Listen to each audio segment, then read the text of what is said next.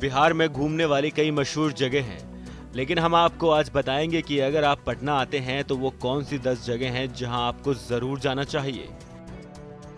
पटना साहिब गुरुद्वारा। सिख इतिहास में पटना साहिब गुरुद्वारा का खास महत्व है। सिखों के 10वें और अंतिम गुरु गुरु गोविंद सिंह का जन्म यहीं 22 दिसंबर 1666 को हुआ था। सिख धर्म के 5 प्रमुख तख्तों में दूसरा तख्त श्री हरमिंदर जी पटना साहिब में है। सिखों के आखिरी गुरु का न केवल यहाँ जन्म हुआ था, बल्कि उनका बचपन भी यहीं गुजरा था। यही नहीं, सिखों के 3 गुरुओं के चरण इस धरती पर पड़े हैं। इस कारण देश और दुनिया के सिख संप्रदाय के लिए पटना साहिब आस्था का केंद्र है। हरमिंदर साहिब गुरु गोविंद सिंह की याद में बनाया गया, जहां उनके कई स्मृति चिन्ह आज भी श्रद्धालुओं की आस्था से जुड़े हैं। पटना के गांधी मैदान में आप एक ऑटो की सवारी में बड़ी आसानी से पहुंच सकते हैं। महावीर मंदिर। पटना जंक्शन से निकलते ही आपको इस मंदिर के दर्शन न हो, ऐसा मुमकिन नहीं। बिहार के लोगों की इस मंदिर को लेकर असीम आस्था है। पटना में यह भगवान हनुमान का सबसे बड़ा मंदिर है। 3 मंजिला इस मंदिर में हनुमान के अलावा भगवान राम, सीता, लक्ष्मण, कृष्ण और शिवलिंग भी स्थापित हैं। इस मंदिर के ऊपर से आपको पटना का अद्भुत नजारा देखने को मिलता है। इस मंदिर में प्रसाद के रूप में मिलने वाले नैवेद्यम लड्डुओं की खास डिमांड होती है।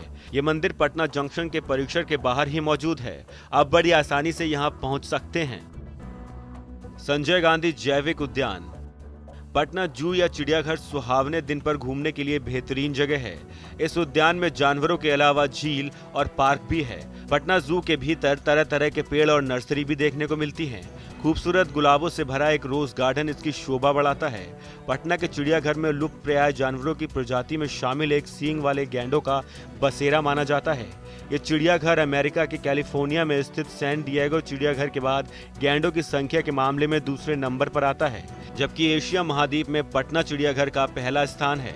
ये जू पटना के बेली रोड में स्थित है। ये बिहार राज्य का सबसे पसंदीदा पर्यटन स्थल और पिकनिक स्पॉट में से एक है। Rajdhani Vatika eco park. Eco park से मशहूर इस जगह पर आपको कला और प्रकृति का मेल देखने को मिलेगा। पटना का इको पार्क भारत का पहला कंटेम्प्रेरी स्कल्पचर पार्क है।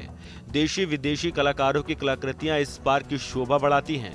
इस पार्क के अंदर 3 झील हैं, जिनमें आप बोटिंग और वाटर बलून का मजा उठा सकते हैं। इन झीलों में सुंदर हंसों को देखकर आपका मन जरूर खुश होगा। इसके साथ ही पार्क में वॉक, साइकिलिंग और स्केट करने के लिए ट्रैक भी बने हुए हैं। बुद्धा स्मृति पार्क। बुद्धम शरणम गच्छामि से गूंजते इस पार्क में आपको जाते ही शांति का अनुभव होगा। सुगंधित खूबसूरत फलों से सजा ये पार्क बहुत ही मनमोहक है और सफाई में अव्वल है। इस पार्क में लेजर शो और बुद्ध से जुड़ा संग्रहालय भी मौजूद है। शाम के समय यहाँ घूमने का अनुभव बहुत बढ़िया होता है। ये पार्क पटना स्टेशन से एक चंद कदमों की दूरी पर है। बिहार म्यूजियम। बिहार का सबसे बड़ा म्यूजियम जहां बिहार के इतिहास से जुड़ी अनेकों चीजों का संग्रह देखने को मिलता है। इस म्यूजियम में आप कंटेम्प्रेरी स्कल्पचर के कई नमूने भी देख सकते हैं। यहाँ बिहार के इतिहास से जुड़ी काफी चीजें संरक्षित हैं। वहीं कई चीजों को आप छू कर इतिहास के थोड़ा करीब जा सकते हैं। यहाँ स्टूडेंट कार्ड दिखाकर आप रियायती दर पर टिकट भी खरीद सकते हैं। Shri Krishna science centre. विज्ञान में रुचि रखने वाले लोगों को ये जगह बेहद पसंद आती है। यहाँ अलग अलग प्रकार के वैज्ञानिक परीक्षण और मॉडल रखे हैं, जिन्हें आप देख सकते हैं और टेस्ट भी कर सकते हैं। मानव इतिहास और पृथ्वी के इतिहास के बारे में यहाँ बहुत ही रोचक तरीके से जानकारी दी गई है। ये जगह पटना के गांधी मैदान के पास है। एनआईटी घाट। एनआईटी घाट या गांधी घाट से जाने जाने वाली इस जगह युवाओं के लिए पसंदीदा जगहों में से एक है। गंगा की लहरों के किनारे यहाँ युवा अक्सर चाय पर चर्चा करते दिखते हैं। इसी घाट पर पटना की मशहूर गंगा आरती भी होती है। यहाँ आने के लिए आपको गांधी मैदान से अशोक राजपथ की ओर बढ़ना होगा। एनआईटी पटना कैंपस के पास ही ये घाट है। अगम कुआं। पटना में मौजूद है ये रहस्यमयी अगम कुआं। सम्राट अशोक के काल के इस कुएं का धार्मिक और पुरातात्विक दोनों तरह से महत्व है और साथ ही इससे जुड़ी काफी कुछ मान्यताएं और रहस्य हैं जो इसको और खास बनाते हैं। इस कुएं की खासियत यह है कि भले ही कितना भयंकर सूखा क्यों ना पड़ जाए, ये कुआं कभी सूखता नहीं। वहीं दूसरी तरफ बाढ़ क्यों ना आ जाए, इस कुएं के जल स्तर में कोई खास वृद्धि नहीं होती। इस ऐतिहासिक कुएं का जल स्तर गर्मियों में अपने सामान्य जल स्तर से सिर्फ 1 से 1.5 फीट नीचे जाता है। वहीं बारिश के दिनों में जल स्तर सामान्य से 1-1.5 फीट ऊपर तक पहुंच जाता है। इस कुएं की एक और खासियत यह है कि इसके पानी का रंग बदलता रहता है।